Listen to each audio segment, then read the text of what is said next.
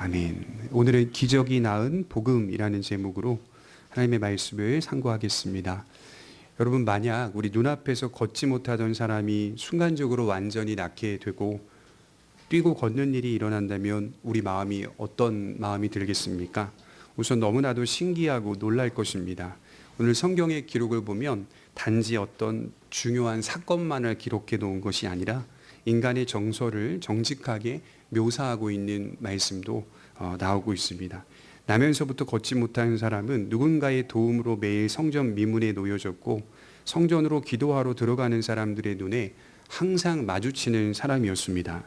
어느 날 베드로와 요한을 만나게 되었고 사도들은 은과 금은 내게 없거니와 내게 있는 것으로 내게 주노니 나사렛 예수 그리스도의 이름으로 일어나 걸으라고 6절에 명령하였습니다. 이게 매우 황당한 요구였다라고 하는 것을 지난주에 말씀을 드렸죠. 물질적으로 적선을 하고 지나가면 그만인데 돈이 없으면 없는 거지 구차하게 돈은 없지만 돈보다 더 귀한 것을 내게 준다는 이 요구는 거지에게 매우 황당한 요구였다는 것입니다. 그러나 지난주에 잠시 살폈듯이 그들은 베드로의 신앙적 요구 앞에서 주저하지 않고 믿음으로 반응하였습니다. 얼마 전 십자가에 달려 죽은 예수 그리스도라는 이름은 온 이스라엘과 예루살렘 사람들에게는 불명예의 이름이요, 경멸의 대상이요, 조롱의 이름이었다는 것을 그도 역시 분명히 알고 있었을 것입니다. 종교와 삶이 일치를 이루었던 고대 시대였기 때문에 분명히 예수님을 알고 있었을 것입니다. 어떻게 보면 이런 생각을 했을 수도 있겠죠. 나보다 더 불행한 인생을 산 사람을 믿으라고? 나보다 훨씬 불행하고 비참한 인생을 산 사람을 믿으라고? 그 이름을 믿으라고? 자신보다 더 불행한 인생을 산 사람이 예수가 아닌가? 그런 예수를 믿으라고? 그런 생각이 들었을 수도 있었을 것입니다. 그러나 그날은 달랐습니다. 나사렛 예수 그리스도라는 이름을 들었을 때 그는 예수님을 인격적으로 마음에 모시게 되었다. 16절에 말씀을 하고 있죠. 그리고 그런 믿음의 반응의 결과는 그를 조금 낫게 했다 이렇게 말하지 않고 완전히 낫게 하였다라고 기록을 하고 있습니다. 그는 이제 새 사람이 된 것입니다. 이러한 치료의 역사를 경험한 거지는 곧장 성전 안으로 달려 들어갑니다. 8절이 그렇게 말하죠. 지인에게 가든가 일가 친척들에게 가든가 하기보다 성전으로 들어갔다는 것은 그의 진실한 믿음을 다시 한번 엿볼 수 있는 대목이죠. 그는 성전으로 들어가 하나님을 9절에 찬송하였다라고 말씀을 하고 있죠. 그 찬송의 소리는 매우 컸을 겁니다. 그래서 많은 사람들이 그를 목격하게 되었고 그가 전에 성전 미문에 앉아 구걸했던 자임을 알게 되자 10절에 심히 놀랍게 여기며 놀랐다라고 기록을 하고 있죠. 이게 이제 과장법인데요. 매우 놀랐다라는 표현을 하고 있습니다. 우리 눈앞에 이런 일이 발생하게 되면 우리 역시도 매우 놀랐을 것입니다. 우리는 지금 담담하게 오늘 이야기를 읽고 있지만 그 시대에 살았던 현장의 사람들은 늘 언제나 일어서지 못했던 사람이 순식간에 일어나서 뛰고 하나님을 찬송하는 것을 볼 때 굉장히 놀랐을 것입니다. 중요한 것은 이야기가 끝난 게 아니라는 것이겠죠. 이 기적의 사건이 무엇을 말하려고 하는지 성경은 지금부터 지속적으로 설명해 가고 있습니다. 기적을 경험하고 치료된 사람은 11절에 베드로와 요한을 붙잡습니다. 그러자 많은 사람들이 모이게 되었고 어쩔 수 없이 베드로와 요한은 밀리고 밀려서 솔로몬의 행각으로 자리를 옮기게 된 것이죠. 장면이 지금 솔로몬의 행각으로 옮겨지고 있어요. 이 솔로몬의 행각은 오래전 솔로몬이 하나님의 율법을 가르친 곳이라고 하여서 솔로몬의 행각이라고 불리고 있었던 장소였습니다. 이것은 성전 동쪽 뜰면이었는데 많은 사람들이 모일 수 있는 공개된 장소이고 상업과 토론으로 유명한 장소였습니다. 바로 이곳에서 베드로는 기적의 사건이 가진 의미를 설교하고 있는 것이죠. 첫 번째로 우리가 살펴볼 것은 군중의 관심이 걷지 못하던 사람에서 베드로와 요한이라고 하는 두 치유자에게 옮겨가고 있다는 것을 확인할 수가 있습니다. 우리 12절을 한번 볼까요? 같이 천천히 읽어보겠습니다. 시작. 베드로가 이것을 보고 백성에게 말하되 이스라엘 사람들아 이 일을 왜 놀랍게 여기느냐? 우리 개인의 권능과 경건으로 이 사람을 걷게 한 것처럼 왜 우리를 주목하느냐? 치료된 사람에서 성전 미문에 앉아서 늘 구걸했던 그 사람, 치료된 사람에서 이제는 치료한 사람들로 시선이 옮겨지고 있는 것이죠. 여러분 구약을 읽어보면 하나님께서 일으키신 기적이나 표적들은 참 많이 나와요. 그런 역사 속에는 많은 경우 하나님께서 사용하시는 사역자들이 존재했습니다. 하지만 기억해야 할 것은 하나님께 사용되었던 사역자들은 언제나 사용되었을 뿐이며 이스라엘 백성들을 올바른 길로 인도해주는 그 역할을 충실히 감당했던 인물들입니다. 이스라엘 백성들은 그들을 존경했고 존중했으며 그들은 말씀과 삶으로 모범을 보였던 하나님의 도구들이었습니다. 인간이 타락하고 부패했다라고 말할 수 있는 모습 중 하나가 인간은 항상 인간을 하나님의 자리에 세우려고 한다는 것이죠. 12절을 다시 천천히 읽어보면 느낌상 군중들이 베드로와 요한의 능력에 주목하고 있는 것처럼 보입니다. 그러니까 주의력이 처음에는 하나님을 향한 주의력을 가지고 있다가 이제는 그 주의력이 인간에게 향하고 있는 것이죠. 베드로와 요한에게 향하고 있습니다. 그들을 주목하고 있습니다. 이 주목이라는 단어는 그들을 특별하게 생각했다는 거죠. 우리와 다른 존재로 생각했다라는 뜻입니다. 특별하고 대단한 능력을 가진 신비한 사람들로 우리와는 전혀 다른 사람들로 여기고 있습니다. 그 기적의 역사가 베드로와 요한의 손에 의해서 시작된 것을 들었기 때문에 또 보았기 때문에 사람들은 베드로와 요한을 매우 특별하게 바라본 게 아닐까 그런 생각이 드는 것이죠. 굉장히 어렵죠, 마음이. 요한복음 1장 20절을 보면 세례 요한에 대한 말씀이 나오는데 요한이 드러내어 말하고 숨기지 아니하니 드러내어 하는 말이 나는 그리스도가 아니라 한데 또 묻되 그러면 너는 누구냐? 내가 엘리야냐? 이르되 나는 아니라. 또 묻되 그러면 너는 그 선지자냐? 대답하되 나는 아니라. 세례 요한의 증언이 또 요한의 삶이 매우 신비롭고 거룩하기 때문에 헤롯조차도 요한을 두려워했다라고 성경을 기록하고 있거든요. 굉장히 특별하고 굉장히 위엄이 있으며 거룩하고 정결한 삶을 살았던 사역자. 제사장과 레위인들이 어느 날 세례 요한에게 다가가서 물어요. 내가 그리스도가 아니냐? 나는 아니라. 그럼 내가 선지자냐? 나는 아니라. 23절에 뭐라고 말하냐면 나는 그저 주의 길을 곧게 하라고 광야에서 외치는 자의 소리다라고 말씀을 하고 있습니다. 많은 유대인들에게 존경을 받고 칭송을 받던 세례 요한의 마음에 교만한 마음이 보이지를 않아요. 약간만 흔들리면 그런 생각을 좀 했죠. 약간만 흔들리면 자신은 충분히 높아질 수 있습니다. 모르겠습니다. 약간 흔들렸을 수도 있어요. 인간은 항상 자기 정당화에 능한 사람이기 때문이죠. 그러나 그는 결코 그렇게 대답하지 않아요. 자신을 향한 모든 유대인들의 시선을 예수 그리스도께로 안내해 주고 있습니다. 심지어 요한복음 1장 27절에는 세례 요한이 자신과 예수님을 이런 식으로 비교하는 대목이 나와요. 요한복음 1장 27절에 곧 내 뒤에 오시는 그이라 나는 그의 신들매 풀기도 감당치 못하겠노라. 이게 의역을 하면 이런 말입니다. 나는 이분의 예수님의 신발끈을 풀어드릴 만한 자격조차 없다. 예수님을 신발끈 풀어드릴 만한 자격조차 없는 사람이다. 이렇게 요한은 자신을 설명하고 있습니다. 소개하고 있습니다. 철저히 예수 그리스도의 종으로 서 있는 모습이 변함이 없어요. 여러분 그러면 사도 바울 선생님은 자신을 뭐라고 말했을까요? 사도행전 14장 8절에 보면 바울과 바나바가 루스드라에서 걷지 못하던 사람을 고치는 역사를 일으킵니다. 오늘 사건과 거의 똑같아요. 바나바와 바울이 이제는 걷지 못하던 사람을 치료해 주는 일이 일어나요.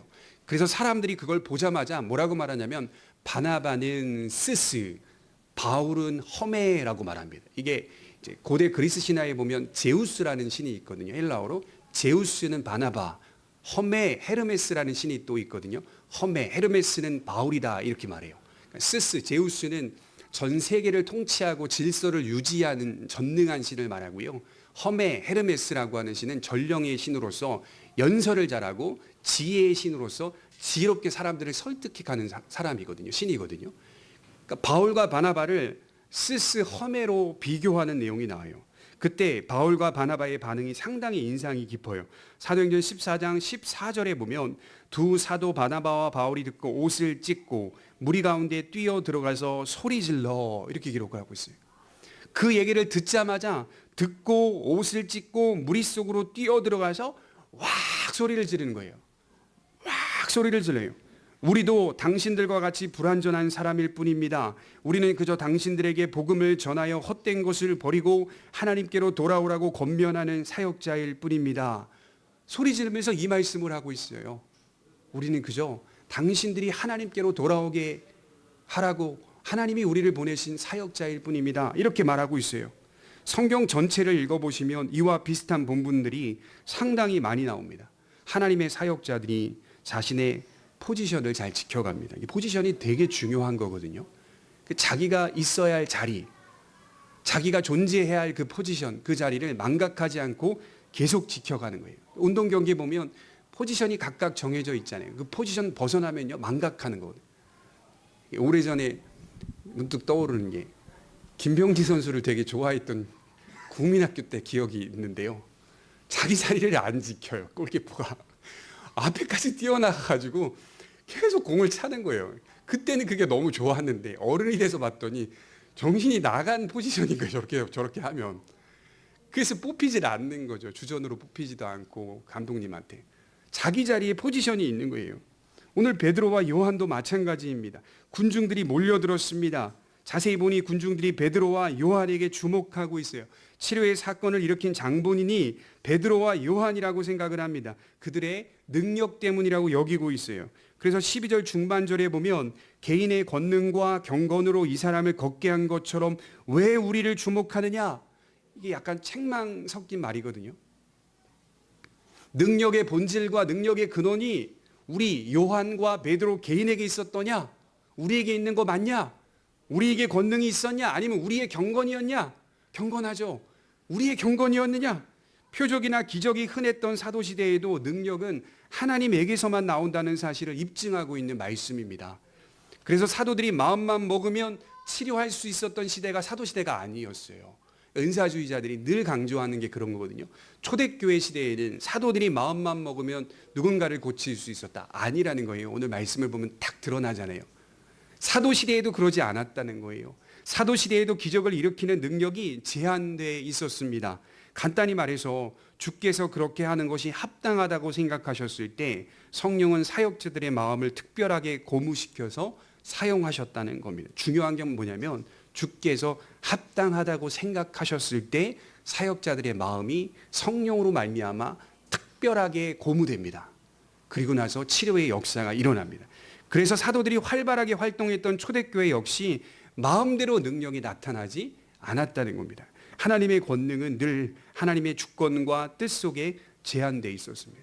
여러분 고린도후서 12장 7절에 보면 바울도 죽은 유두고까지 고쳤던 그 역사를 이룬 장본인임에도 불구하고 자기의 병을 고치지 못해요. 평생 동안.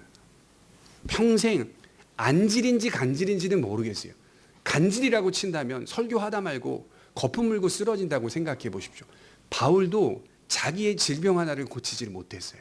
하나님이 뭐라고 말씀하셨냐면 내 은혜가 내게 족하도다 이렇게 말씀을 했다고요. 바울 역시 그 권능과 능력이 하나님에게 제한받고 있었다는 사실을 분명하게 알았습니다. 그래서 사도들이 컨트롤할 수 있었던 것이 아닙니다. 심지어 개인의 권능과 경건으로도 기적이 일어나지 않습니다. 특히 개인의 경건이 이런 권능을 만들어내는 것이 아니었습니다. 기적을 만들어내는 것도 아니었습니다. 이 말은 인간이 가진 부패한 성향을 건드리고 있는 거예요. 흔히 거룩하고 경건해 보이는 자들의 특징이 뭘까요? 하나님의 능력이 개인에게 속한 것처럼 나타납니다. 제가 이 말씀 준비하면서 되게 많이 답답하고 암울하고 슬펐던 건 뭐냐면 한국교회의 과거입니다. 과거 한국교회가 얼마나 잘못된 부분들로 성도들을 가르쳤는지가 지금 다 수면 위로 드러나고 있는 겁니다.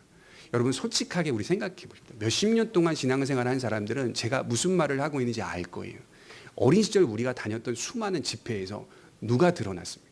하나님이 드러났습니까? 아닐걸요. 제가 볼 때 사람이 드러납니다. 사람이. 하나님의 능력이 드러났습니까? 아닙니다. 사람의 능력이 드러납니다. 사람을 쫓기 시작합니다. 교인들이 말씀에서 벗어나서 하나님의 능력을 쫓는다는 것이 아니라 사람을 쫓고 사람의 능력만을 바라며 모이기 시작합니다. 그게 얼마나 많은 사람들에게 복음을 왜곡하는 잘못된 진리인지 여러분들이 깊이 좀 생각해 봤으면 좋겠어요. 하나님의 능력은 개인에게 속한 것처럼 나타나는 게 아닙니다.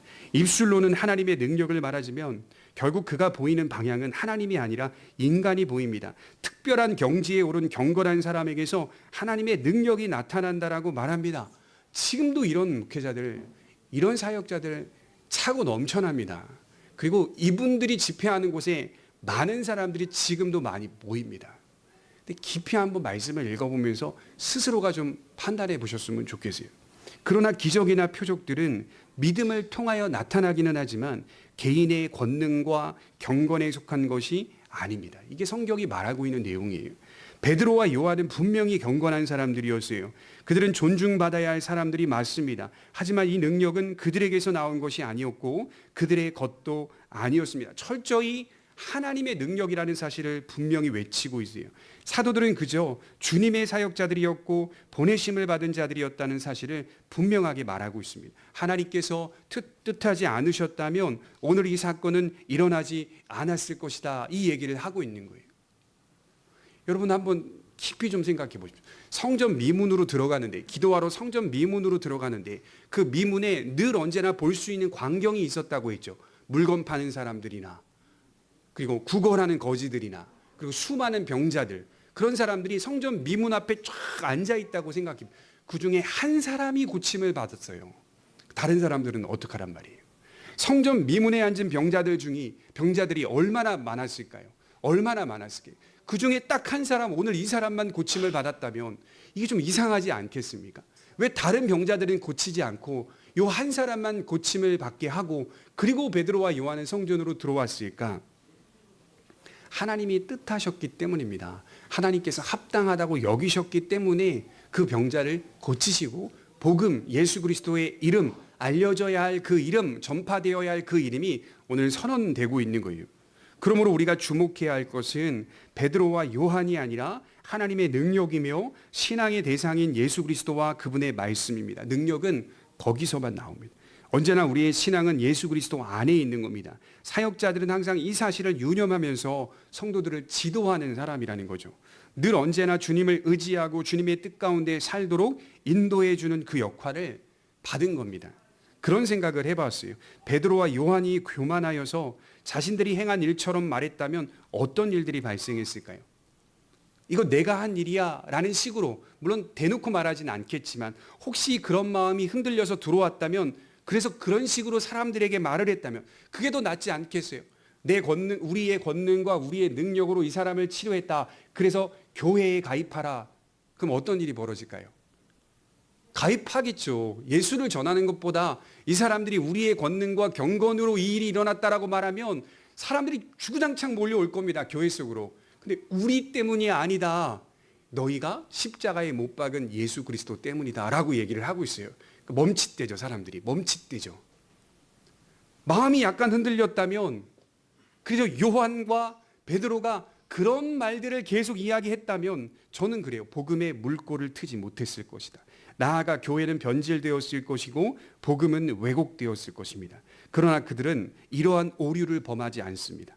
그래서 복음은 신속하게 확장될 수 있었습니다. 여기에 우리들의 참된 믿음과 함께 책임이 있다는 사실을 알아야 합니다. 여러분, 목사만 책임이 있는 게 아니라 여기 계신 모든 성도들이 다 책임이 있습니다. 무슨 책임이 있냐면, 우리가 자칫 하나님의 말씀에서 벗어난 신앙을 다른 사람들에게 요구하거나 설명을 할 때 잘못된 진리를 설명하게 되면 그 사람들은 그런 이미지로 기독교를 이해합니다. 이게 되게 무서운 겁니다.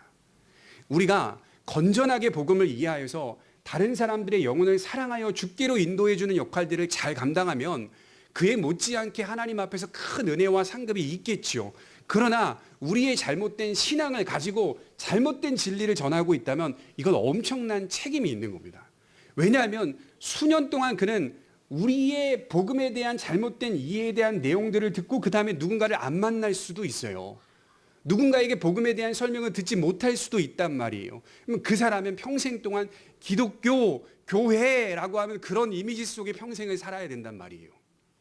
굉장히 이게 위험한 거란 말이에요. 사람을 나타내거나 사람의 능력을 나타내거나 사람이 한 일인 것처럼 설명한다거나, 하나님은 그런 분으로만 늘 그 자리에 서 있는 분이라면 그 사람은 복음을 가까이 접할 수가 없다는 말입니다. 그래서 믿음과 함께 책임이 있다는 거예요. 우리의 신앙이 바르다면 반드시 주변 모든 사람들에게 복음의 참됨을 어떤 식으로든 알려줄 수 있습니다. 반대로 잘못된 신앙이라면 다른 사람들에게 예수 그리스도를 그런 이미지로밖에 심어줄 수 없다는 겁니다. 두 번째로 우리가 살펴볼 것은 여호와 하나님께서 예수님을 통해 능력을 나타내셨다라고 말씀을 합니다. 우리 13절을 한번 보겠습니다. 13절 같이 읽겠습니다. 시작. 아브라함과 이삭과 야곱의 하나님 곧 우리 조상의 하나님이 그의 종 예수를 영화롭게 하셨느니라. 너희가 그를 넘겨주고 빌라도가 놓아주기로 결의한 것을 너희가 그 앞에서 거부하였으니. 여러분, 왜 제가 하나님이라고 말하지 않고 여호와 하나님이라는 표현을 썼을까요? 유대인들이 그토록 철저히 믿었던 그 야훼, 그 여호와 하나님께서 예수님을 영화롭게 하셨기 때문입니다. 지금 베드로는요, 어떤 식으로 이 사람들에게 설교하고 있냐면, 너희가 믿어왔던 그 조상의 하나님, 그 여호와 하나님께서 오늘 이 일을 일으키셨다라고 말씀을 하고 있는 거예요. 구약을 통하여 설명하는 베드로의 설교 방식을 볼 수가 있습니다. 아브라함과 이삭과 야곱의 하나님을 거론하는 이유는 이스라엘이 오래전부터 믿고 있었던 그 하나님께서 오늘 이 일을 예수님을 통하여 일으키셨다는 것입니다. 조금만 깊이 생각해 보면 이런 의미가 되는 거예요. 너희가 오래전부터 붙잡고 믿어왔던 그 하나님과 구약의 말씀들이 예수님을 나타내고 있다. 너희는 예수님을 부인하지만 하나님은 예수님을 영화롭게 하셨다. 너희가 하나님을 진실로 믿는다면 예수님도 믿어야 맞다. 이 얘기를 하는 겁니다. 너희가 늘 아브라함의 하나님, 이삭의 하나님, 야곱의 하나님이라고 말하잖아. 그 하나님이 예수님을 영화롭게 했다니까. 구약을 읽어봐. 예수님을 나타내주고 계시잖아. 그러면 예수님도 믿어야 맞는 거야. 야훼를 믿는다면, 아도나이를 믿는다면, 엘로힘을 믿는다면 예수님도 믿어야 맞는 거야. 왜냐하면 복음의 뿌리는 구약이기 때문입니다. 아브라함과 이삭과 야곱의 하나님을 그토록 외쳤지만 정작 그것이 무엇을 말하는지 모르고 그저 종교의 형식에 빠져 살고 있는 그들의 모습이 참으로 개탄스럽다는 말입니다. 뒤집어 생각해 보면 하나님의 말씀을 조금만 바르게 이해한다면 예수를 믿는 일이 유대인들에게는 매우 쉬운 일이 될 수 있다는 말입니다. 정말 쉬운 사람들인 게 어떻게 보면 예수 믿는 일이 너무 쉬운 사람들이 유대인이 맞아요. 왜냐하면 구약을 가지고 있잖아요. 하나님의 말씀을 이미 능통하게 잘 알고 있잖아요. 조금만 바르게 설명이 되고 그 바르게 설명된 것을 바르게 이해한다면 예수 그리스도를 믿는 일이 어렵지 않다는 말이에요. 이스라엘은 늘 자신들과 언약의 하나님을 결부시켰습니다. 이것은 이스라엘이 다른 민족과 다르게 하나님과 친밀하다는 사실을 말해주고 있는 대목이죠. 그렇게 친하다면 하나님께서 보내신 예수를 왜 믿지 못하느냐, 그 얘기를 지금 베드로가 하고 있어요. 그래서 18절에 부연해서 설명하는데 18절에 보시면 그러나 하나님이 모든 선지자의 입을 통하여 자기의 그리스도께서 고난받으실 일을 미리 알게 하신 것을 이와 같이 이루셨느니라. 하나님은 구약 모든 선지자의 입을 통하여 예수님을 계시하셨다. 메시아가 고난받는 종이 되실 것까지 드러내 보이셨다. 고난을 받게 될 것까지 자세히 드러내셨다는 거예요. 우리가 잘 아는 이사야서 53장은 그것을 잘 드러내주고 있습니다. 그런데도 그 말씀을 올바로 이해하지 못한 자들이 유대인들이었습니다. 나아가 22절에 보시면 추가해서 말씀을 하는데 모세가 말하되 주 하나님이 너희를 위하여 너희 형제 가운데서 나 같은 선지자 하나를 세울 것이니 너희가 무엇이든지 그의 모든 말을 들을 것이라.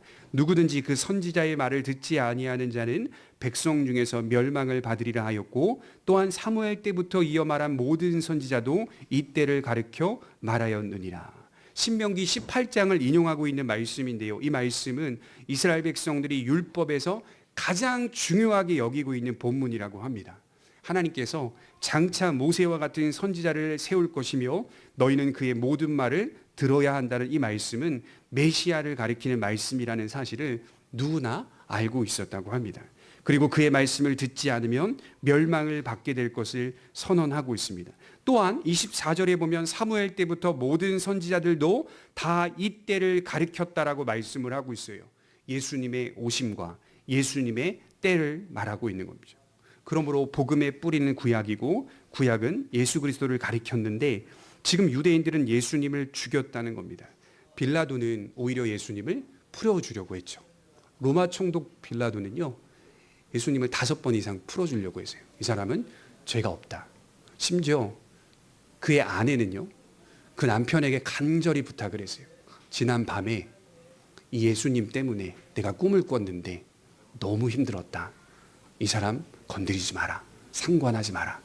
이 사람 무죄한 자다. 거룩한 자다. 의로운 자다. 빌라도는 그렇게 예수님을 풀어주려고 했지만 유대인들은 그것을 거부하고 강도 바라바를 풀어주라고 요구합니다. 결과적으로 15절에 보면 너희가 생명의 주를 죽였도다 라고 말씀을 합니다. 이 말은 무죄한 분이시다. 예수님은 생명으로 인도하는 분이시다. 헬라어 원문에 보니까 생명의 주를이라고 할 때 주를이라는 단어가 아르케고스라는 단어인데요. 이것은 근원이라는 뜻입니다. 창시자라는 뜻도 됩니다. 그러니까 예수님은 생명의 근원이시다. 생명의 창시자다. 그러니까 지금 성전 미문에 앉아있던 사람을 일으킨 것과 같이 예수님은 생명을 일으키시는 분이다라고 하는 사실을 말해주고 있습니다. 그분은 생명으로 인도하는 분이시고 생명의 창조자이시며 생명을 가능하게 하시는 분이라는 말씀을 하고 있습니다. 여러분 조금 뜬금없지 않으세요? 이해가 안 갈 수도 있어요. 왜 그러냐면 지금 많은 유대인들이 솔로몬의 행각에 모였어요. 이 행각이 굉장히 넓은 장소였기 때문에 정말 많은 사람들이 모였을 것으로 제가 상상을 하는데요. 그 사람들이 모여서 듣고 싶은 말이 뭐였겠어요? 어떻게 치료되었느냐 이거였거든요. 성전 미문에 앉은 이 사람이 어떻게 고쳐졌느냐, 무슨 능력으로 고쳐졌냐, 이 얘기를 들으러 왔는데 너희가 죽였도다 이 얘기를 하고 있는 거예요. 너희가 예수 그리스도를 십자가에 못 박아 죽였도다. 여기까지 들으면요, 유대인들의 마음이 어떻겠습니까? 기적의 의미를 듣다가 유대인들의 죄, 불신, 죄악들을 듣게 되었습니다. 자신들이 주님을 죽였다는 사실을 듣게 된 겁니다. 베드로는 지금 기회를 주고 있는 겁니다. 기회를. 너희가 그토록 경멸했던 그분이 치료하셨다.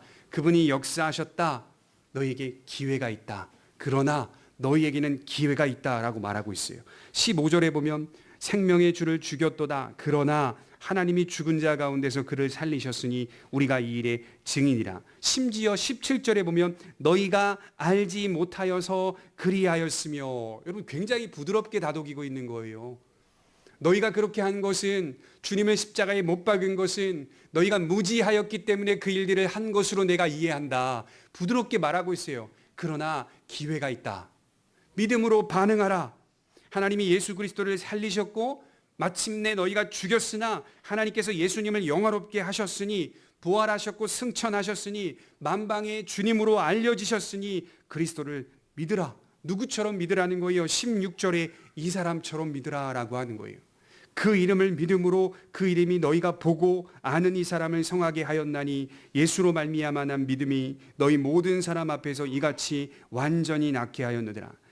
기적보다 더 중요한 게 뭘까요? 하나님 이번 한 번만 이거 해결해 주십시오. 하나님 이번 한 번만 내 지금 심한 이 질병 치료해 주십시오. 기적보다 더 중요한 게 뭘까요? 예수님을 믿는 겁니다. 간단해요. 기적보다 더 중요한 것은 예수 그리스도의 이름을 인격으로 모시는 겁니다. 예수님을 인격적으로 모시는 겁니다. 그의 믿음이 예수로 말미암아난 믿음이었다는 사실을 기록하고 있어요. 예수님의 부활, 예수님의 승천, 예수님의 재림까지 담아내고 있는 참된 신앙이었다는 사실입니다. 이 사람처럼 너희도 믿으라. 치료가 아니라 예수님을 믿으라. 그의 믿음의 반응은 어떻게 나와야 할까요? 19절에 보면 믿는다는 것에 대한 반응을 이렇게 정의하고 있습니다. 우리 같이 한번 읽어볼까요? 시작.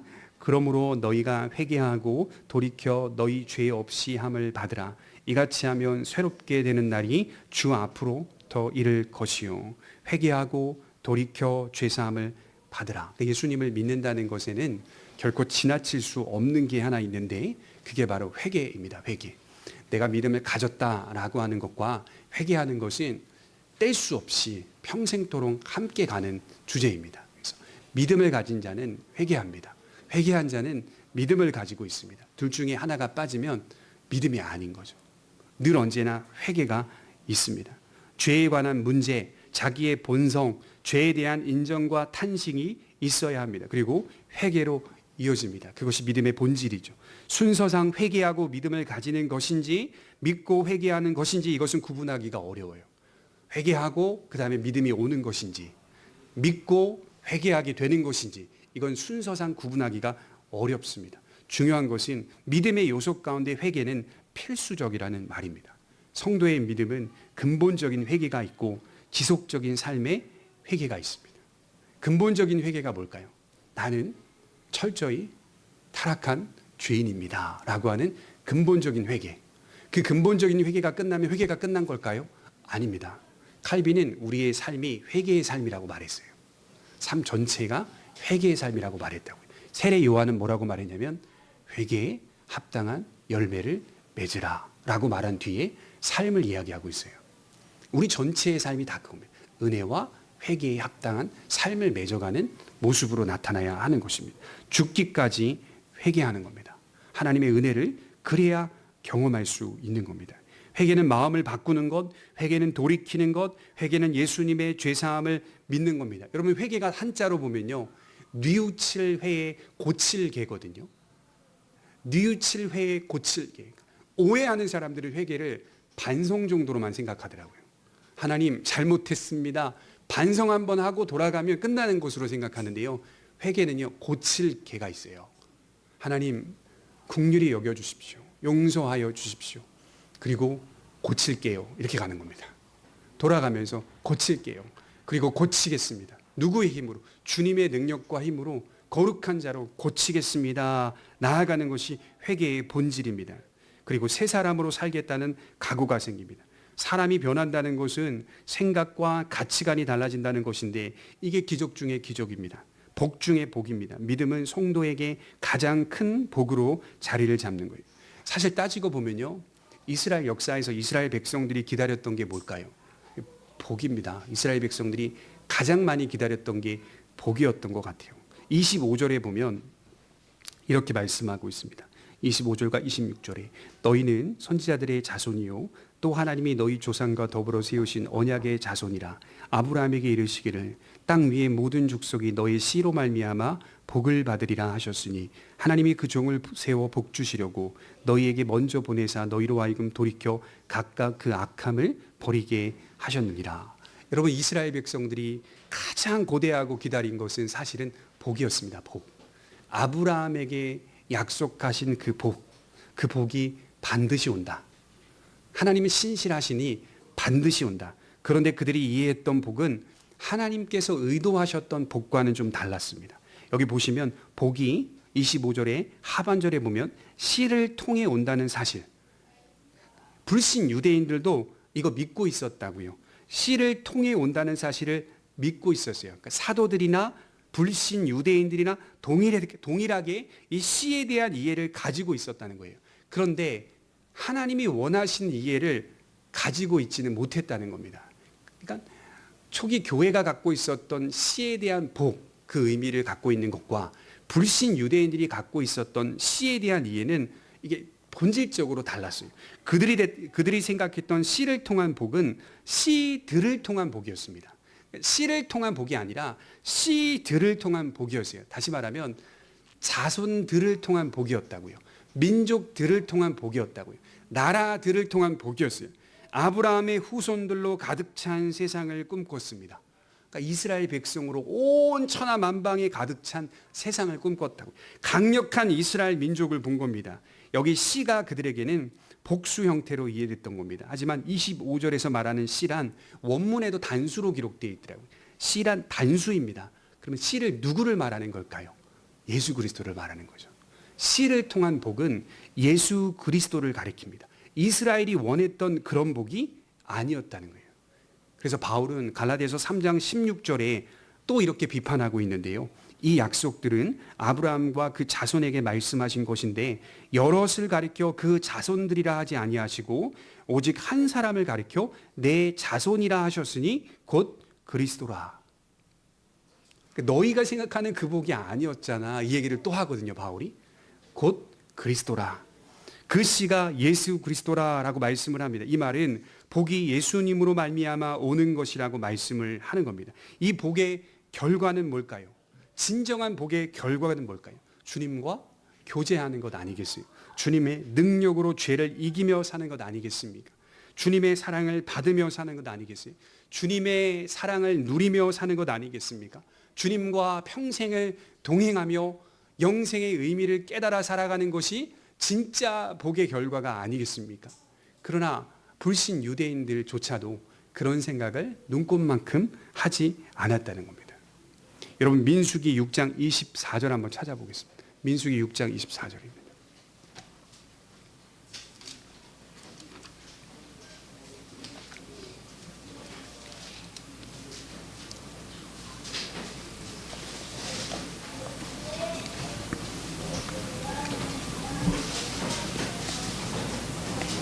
하나님께서 이스라엘 백성들을 향한 그 마음을 제의적으로 이렇게 표현하는 내용인데요.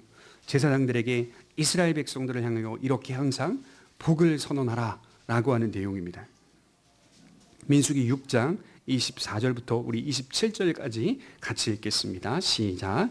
여호와는 내게 복을 주시고 너를 지키시기를 원하시며 여호와는 그의 얼굴을 내게 비추사 은혜 베푸시기를 원하며 여호와는 그 얼굴을 내게로 향하여 드사 평강 주시기를 원하노라 할지니라 하라. 그들은 이같이 내 이름으로 이스라엘 자손에게 축복할지니 내가 그들에게 복을 주리라. 여러분 이 복이 그리스도 안에 담겨 있는 겁니다. 이게 요 전체의 복의 의미가 예수 안에서 성취되고 예수 안에 담겨져서 지금도 하나님의 백성들에게 임하고 있는 참된 복이다, 이 얘기를 지금 하고 있는 겁니다. 그러니 이 복은 언제나 세상 사람들이 추구하는 복과는 질적으로 다릅니다. 그 사실을 믿고 아는 사람만이 이 복을 누릴 수가 있다라고 저는 믿어요. 그 사실을 알기 때문에 가난해도 부유해도 그 모든 것들이 내 삶을 주관하지 못하고 그리스도 안에서 참된 복과 평강을 누리며 살아갈 수가 있습니다. 물질과 명예와 권세, 그것도 복이 맞아요. 하나님이 주시는 것일 수도 있어요. 그러나 그게 참된 복은 아닙니다. 주객이 전도되면 안 돼. 그게 참된 복이 아니라 물질과 명예와 권세의 복이 아닌 예수님의 복이, 예수님이 나실 때부터 그런 이름을 받으셨잖아요. 임마누엘이라 하리라. 하나님이 어떻게 죄인들과 항상 함께 있을 수 있겠습니까? 이 복이 오늘 우리의 영혼 가운데 임하고 있다는 사실에 가장 큰 기쁨과 소망을 누리는 복된 성도들이 되시기를 주님의 이름으로 축원합니다. 기도하겠습니다.